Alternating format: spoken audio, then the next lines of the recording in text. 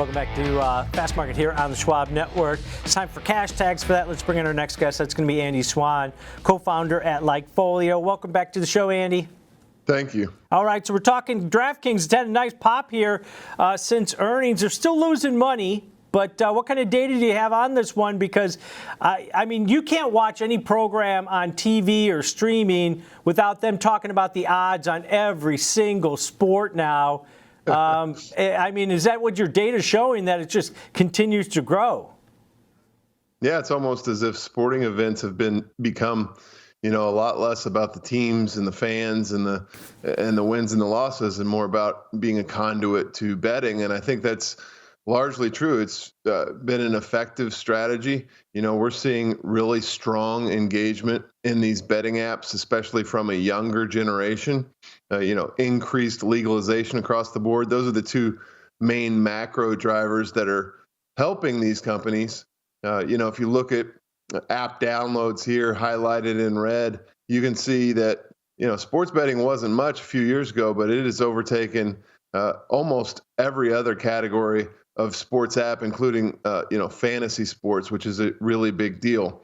But on the negative side, they say the house always wins, but that's only true once they get you into the house. And getting you into the house is an extremely expensive proposition, as DraftKings, FanDuel, and all of these companies are figuring out. They have to really go out of their way and spend a ton of money to get you in the door, to get you to download that app, to market to you, and to outmarket their competition. And it even boils down to, they have to continue to spend money marketing to their existing customers, because there's really not much of a moat that keeps people from jumping from one app to the other based on where am I getting the bonus, where am I getting the best odds, which one wants me more for this bet or this deposit. And so it's kind of like, these companies are on a treadmill that is never going to stop moving. I don't know how they get to profitability until they can come to some sort of exclusivity, some sort of monopoly position. Just a very difficult business to be in, and will continue to be that way for a significantly long time.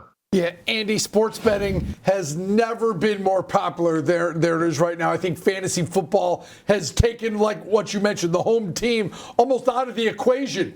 You don't care about your home team as much as you care about your fantasy team. But here's the thing. Fourth quarter, hurt profits from unfavorable NFL outcomes. Second quarter, hurt profits from unfavorable Major League Baseball outcomes. Andy, are these guys just bad bookies? Is that what we're dealing with here? We're trying to work through this, and we got bad bookies. I'm trying to invest in. I think at some point, if you're a bookie, you have to think, and the CEO's talking about, unfavorable outcomes, meaning that really popular teams are winning. And at some point, I think if you're a bookie, you have to acknowledge the fact that it doesn't matter what the spread is. More people are going to bet on the Yankees than a team from Toronto, and that's just the way it's going to be. So you have to adjust that line. But in any case, they're always going to have an excuse of why they weren't profitable. But the truth of the matter is they aren't profitable because it's extremely expensive to get their customers, and it's extremely expensive to keep their customers. And they don't have the highest happiness rating. There's not a lot of customer loyalty. It's really very tough to build a gambling app that has a high level of customer loyalty.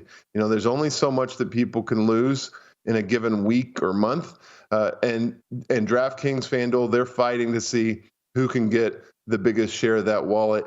The one note I will make here, if you're looking at comparing the two, potentially a pair trade, DraftKings is definitely outperforming FanDuel this NFL season, which is usually a pretty critical time of the calendar year. Yeah, that's FanDuel's Flutter Entertainment, FLUT is a ticker symbol. That stock's hitting, it's up 50% so far this year, hitting all-time highs right now, and DraftKings lagging there a little bit. But Andy, with that, we don't have two of the biggest, most populous states even on these betting apps yet. Is that the trajectory that you would see, and what kind of score would you give this based on the fact that they're growing? I saw one of your slides. that had, the growth rates just spectacular. Does that even kind of double down the efforts from investors that this is only going to get better from here? Well, I guess it depends on your perspective. When you're losing money with every customer, is double the customers a good thing or a bad thing? I think you have to have some light at the end of the tunnel that we can turn these customers into into profit centers. And we'll see about that. I have my doubts. But I do think that increased legalization is definitely a tailwind for both of these companies. I think DraftKings is likely taking advantage of it a little bit more, at least recently. But that also could mean that they're just spending more money to acquire those people and set to lose more, like they said, in reducing their guidance going forward. So really tough plays. I don't really love either one of these stocks. I think there's better plays out there, even in the gambling world than online gambling. It's just a really bloody ocean to play in. Andy, the one rule to live by: if you're betting on sports and Joe Pesci wants to see you in the desert, don't go, Andy. Do not go. Yes. All right. Great stuff. Great data as always, Andy. Have a good day.